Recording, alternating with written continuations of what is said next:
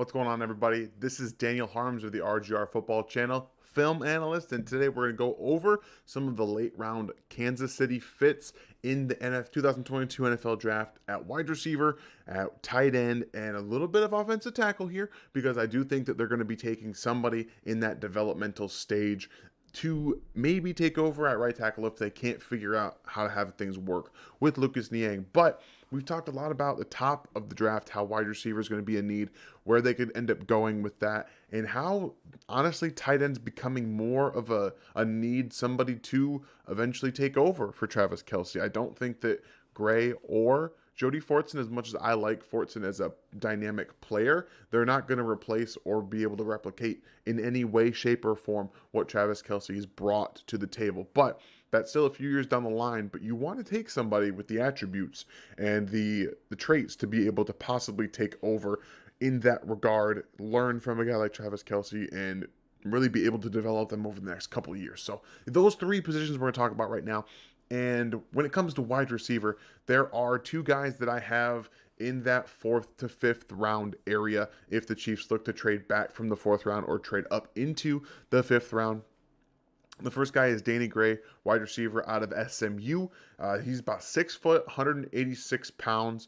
So looking at that McCole Hardman type body, but he's a bit more juiced up in terms of having the frame to put more weight on, I think, and still play with that speed.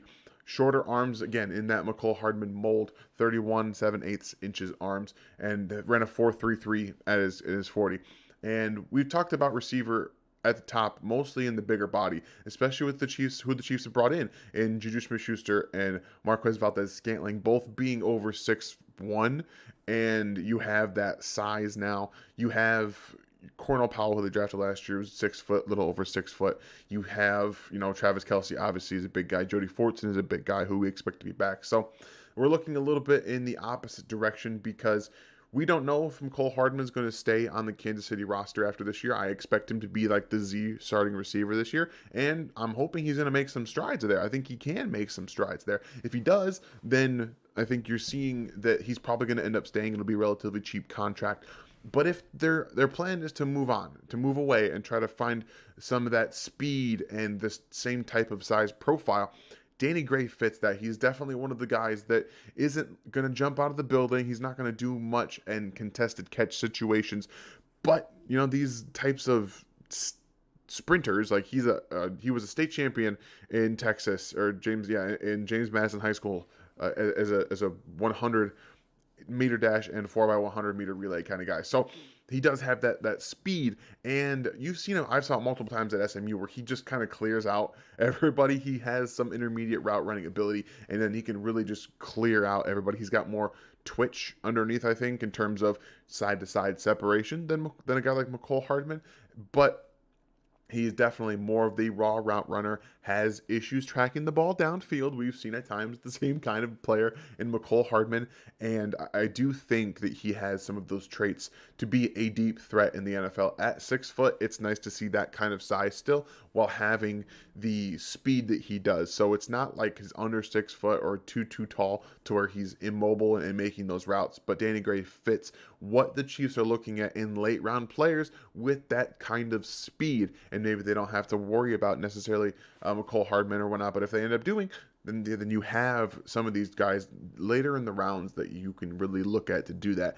Another player along the same lines is Jalen Nayl out of Michigan State. He ran a 4.5, but I'm very confident he's faster than that. You watch his tape, he can clear downfield. He's more in the legit McCole Hardman mold with that 5'11", 186, and then 30.25-inch arms. So again, shorter arms, smaller hands, but he's got better explosion numbers. So he has a 38-inch vertical. He's got a 128 broad jump. He ran just over a 7-second 3-cone, so he has some dynamicism, not a whole lot in the short area. But he definitely is a speed guy. I don't think that 4.5 is indicative of his actual on-game tape film speed. He was also another one of these guys that ran track in high school, and he was a sprinter, being able to do all that stuff. When you're a state champion sprinter, even at the high school level, you still have that ability to win vertically. So he's going to bring that as well. He does offer a little bit more in the short to intermediate areas than I would say Gray or even Hardman to that extent. But again, got to get onto the roster first, develop with the team. He's definitely more of a special team guy to start off. He's not going to be someone that comes in and immediately gets those reps, but he definitely has that type of mold that the Chiefs look for in the speed receiver that they're going for. So you have the guys at the top that are bigger with that speed as well, but also these guys in the 4th, 5th round that have a little bit of the size. 5'11" is nearly 6 foot, and also the weight and the speed. So those two guys fit the profile that I think the Chiefs will be looking at later in this round, later this year, than as opposed to last year where they took a guy who's more like a Byron Pringle, Sammy Watkins type of body fit. So yeah, Jalen Nayl, Danny Gray, both day 3 guys I would watch for. At tight end position, we have Cole Turner out of Nevada. He is one of my guys to watch for the Chiefs. He is 6'6", about 250, so he has that frame and the ability to go and catch the football. He really does. The one thing that I was adamant about when I was watching his film, if nothing else, he comes down with at least 2 or 3 tough catches a game when he's targeted. So he has the ability, the natural ability to catch the football. He finds it all over the place. 33-inch arms, so he has that go get it frame again with the 6'6" ability. 4.76 on his 40. Doesn't have as much physical strength as you'd like to see. Not the best blocker, but again, technique wise, that's what you're looking for. And the explosion numbers aren't great either. Specifically for his vertical, 27-inch vertical for a guy who's 6'6". So you have to work with what you have. He actually ran a pretty decent 3-cone in terms of tight ends with a 7.06, just a little bit more than Jalen Nayl did as a wide receiver, who has Turner has 60 plus pounds on him. So that's pretty cool to see. He's definitely somebody that I'm watching for. In my notes sheet here, I have him popped up. Where'd you go? Cole Turner. There he is. He's got excellent hands. Again, the hands show up. They translate. He has a ton of receiving upside, makes so many tough catches. That's the biggest thing that I saw. He finds ways to make tough catches. And that's not just through contact. It's away from his body. It's using his hands and being able to find multiple different ways to come down with the football. So I really think that he's somebody that you can draft in the later rounds because he's out of Nevada. You can bring him in, develop him, have that type of athletic big man down the seams early on, maybe to attack the seams with those Jody Fortson and a Cole Turner, both 6'6" and above, and then you can develop him down the road and look to really be a type of replacement. He's not going to be Travis Kelce. That's not what I'm saying. But he has that body type and some of the footwork and the hands catching ability that Travis Kelce does offer. Obviously, it's completely different ballparks, but he is a guy that I can definitely see the Chiefs taking a run on because of that receiving upside that he displayed so often at Nevada. And then the very last guy we're going to talk about is an offensive tackle out of Florida, Gene DeLance. This guy is huge, 6'5". He probably could use a little bit more weight, about 296 he rated in his pro day.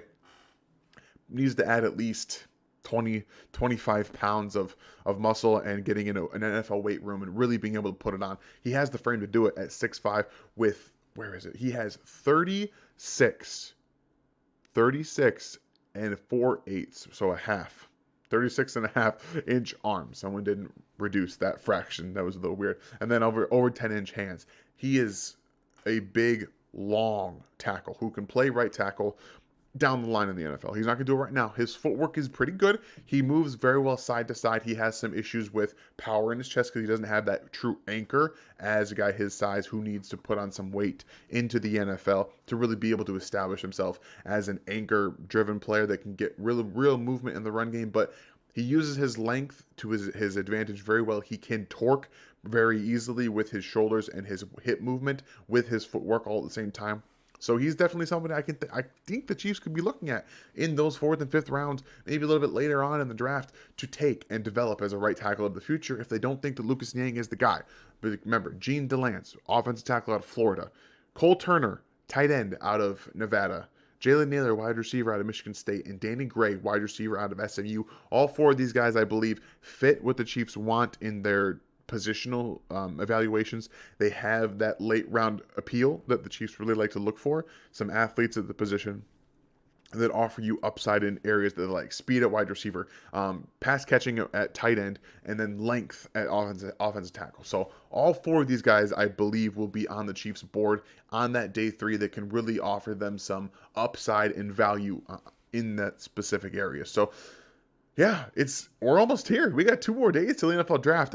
My wife is away, unfortunately, for a month at a TDY, so I'll be a little bit late on Thursday with the draft coverage. I'll get there as soon as I can. I'll put my daughter down and then immediately get on here and try to see if I have to recover or get through anything like that. And we'll talk about the picks here and there. But don't forget, tomorrow we're gonna have with our very last prospect review. I'm not entirely sure yet who it's going to be because I'm recording this on Sunday, so I have a few days still to figure that out, but it's going to be the best one. I might be George Pickens for you guys that really, really are looking at him as a first-round player. I might end up doing George Pickens, the very last guy here. And don't forget, there's no more Chief in the North because I will be here Thursday to bring you guys first-round draft coverage. Make sure you tune in. We're going to have a great time, and I'm looking forward to it. Almost here. Please, please, please don't forget to hit that like and the bell and the sub notification. Please, everyone, have a great day. Thanks for watching this video from the team at RGR Football. Click these videos to see more and subscribe to RGR Football.